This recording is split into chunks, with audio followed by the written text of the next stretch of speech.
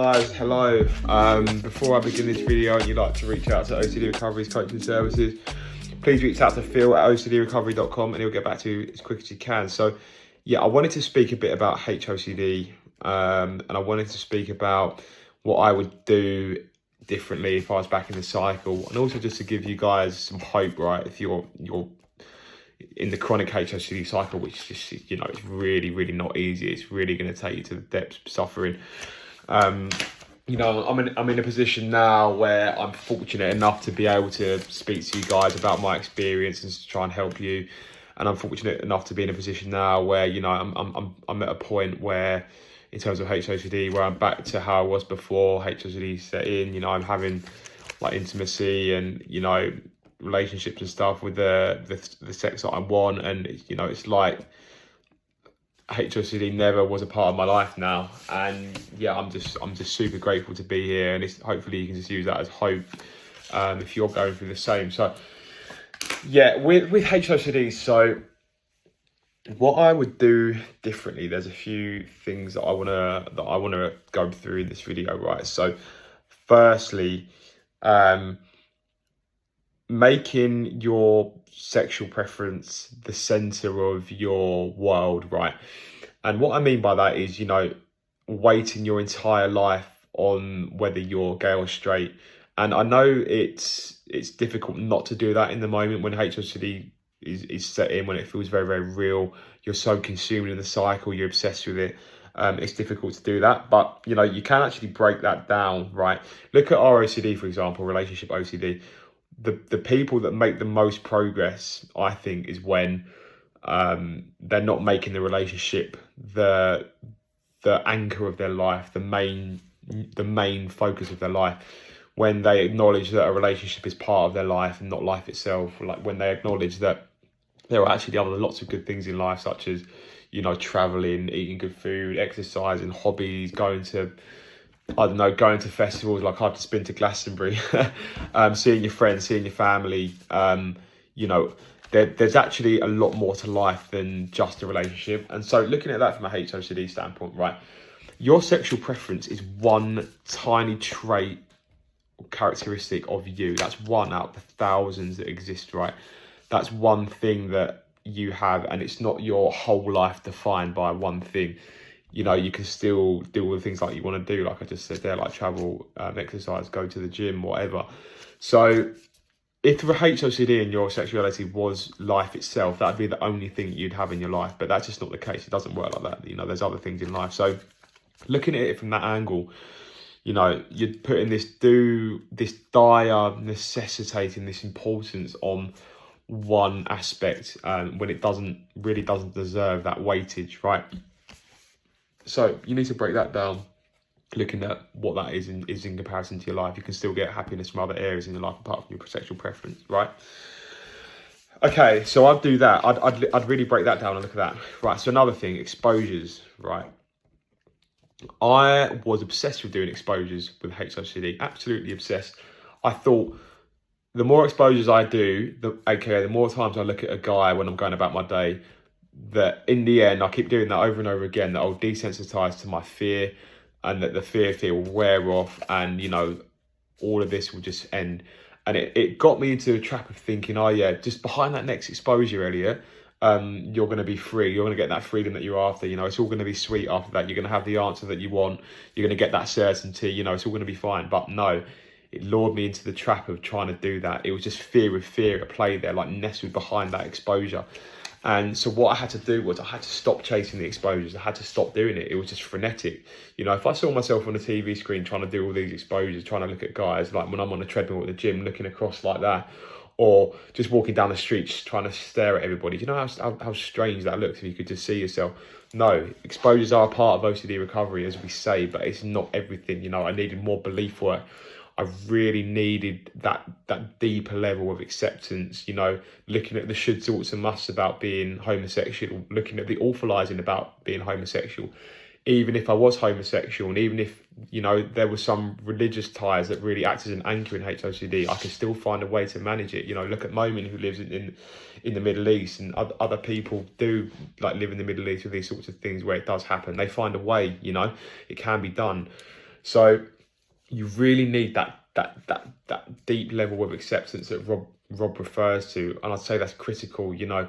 Not writing yourself off, unconditional self-acceptance, acknowledging your fallibility as a human, acknowledging that there are some people in the world who are actually homosexual, that do find that thing attractive, and acknowledging that some people don't actually find that awful, and that you could adapt to it. You really wouldn't like it, you'd prefer if it wasn't so, but you really could adapt to that situation. We have to adapt in life. There are going to be things that happen that we don't like.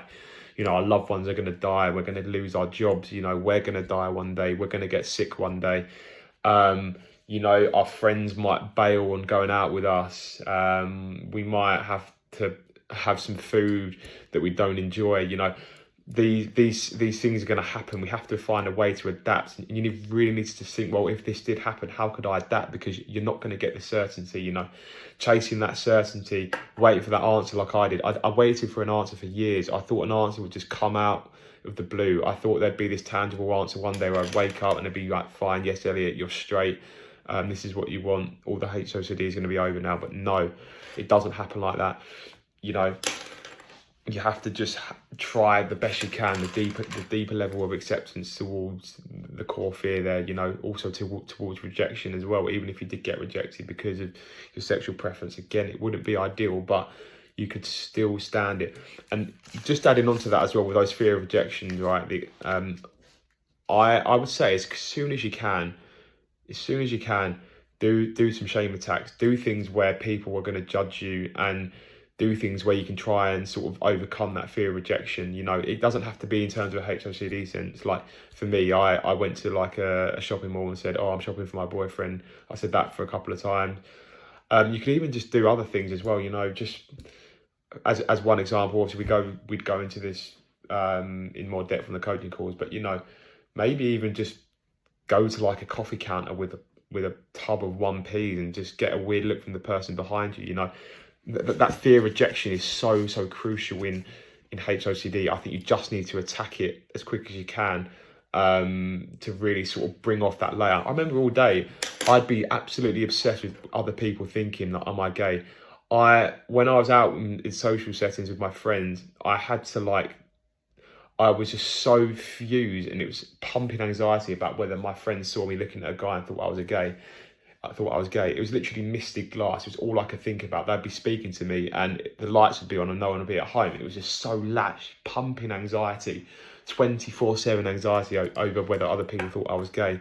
And I put off the exposures and I put off, the shame attacks, and it just didn't really help me. I'd really recommend doing that as quickly as you can, because fear of rejection really is in the driver's seat with HOCD. What else would I do if I found myself stuck in the cycle all over again? Right, so if I was single, right, I would go on dates. I didn't go on a date for about 6 years. Can you imagine looking at myself on a TV screen there, and the fuel that I'm giving HOCD? Oh, I'm not certain about my sexuality. I think I might be gay. I don't think I'm straight, so I'm just going to avoid it altogether. It's like life structure in OCD. If you've got a very poor life structure, you're just, you're showing to your OCD that you can't. You're showing to your OCD that you can't live and have the congruency to overcome it, because it's just resistance, right? You're sat there at home trying to figure it all out, even if you do feel like crap, but you're just fueling the cycle because you're saying, oh, I can't live my life until I figure this out.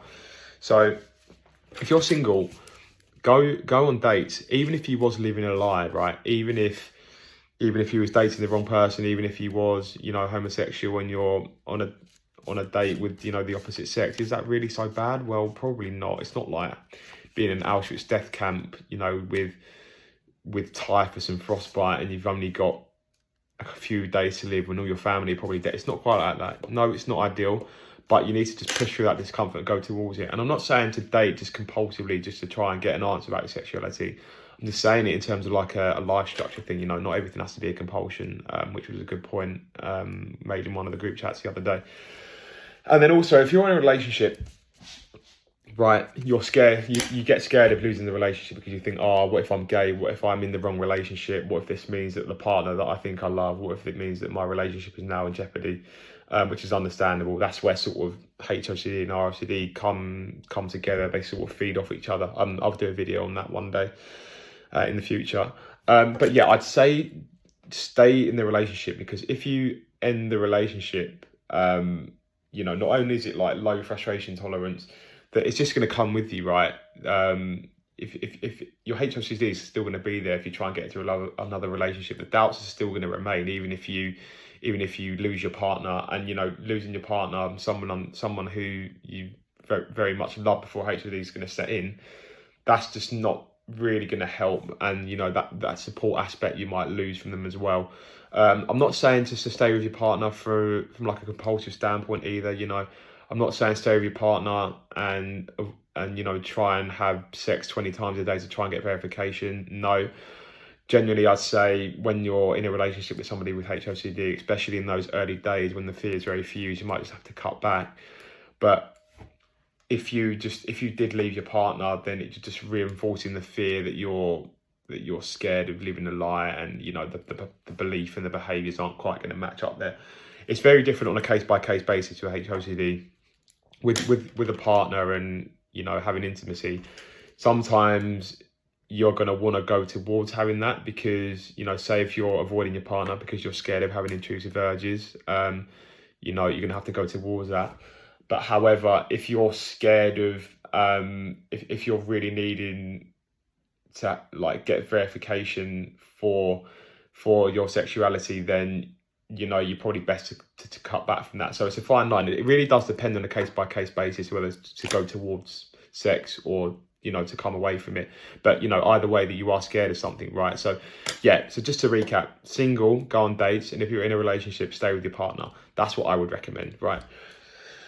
Okay, another one. So the use of adult content, pornography, I'd say that's an absolute no. Like, cut that out where you can, as soon as you can. I'm not saying that it's inherently bad, but for HOCD, these things do tend to be compulsive. And I kidded myself into thinking, just one more look of a magazine or one more look of a website, that'll be all right, it's not going to harm me. But when I was locked in the chronic HOCD cycle and all I wanted to do was double check that I was straight, I kidded myself. That was not the right way to go about it. It was just like pouring fuel onto the fire. I had to really sort of cut back on that and try and starve my HOCD of oxygen, right? You've got to be realistic. Although it feels nice, although it feels good, there might be one day where you can go. There will be, if you put the recovery work in, there'll be a day where you can go back to doing those sorts of things without having to worry about whether it's a compulsion. For the time being, and you're really scared of, being gay or not being straight, I would really recommend just cutting it out. And you're going to have to go cold turkey on that. Yes, you might not like it, but it's for your recovery, your HOCD recovery at the end of the day. And also as well, I'd say with like watching pornography and adult content, it gives you a distorted view of like relationships and women and whatever. It gives you a really sort of unrealistic view of an expectation of things. It might actually hamper your relationship. It fries your dopamine receptors in your brain as well. It's not good for you. So I'd really recommend, as soon as you can, just trying to cut out that adult content and those sides of things, because it's so easy to kid yourself that you're not fueling the fire, that you're not doing a compulsion. But with chronic HOCD in the early phases, when it's very latched and you're very fused, it's more than likely a compulsion, right? And I think the final thing, what I would do is, if I was in chronic HOCD, I'd really cut back from going on like forums and doing gay tests online.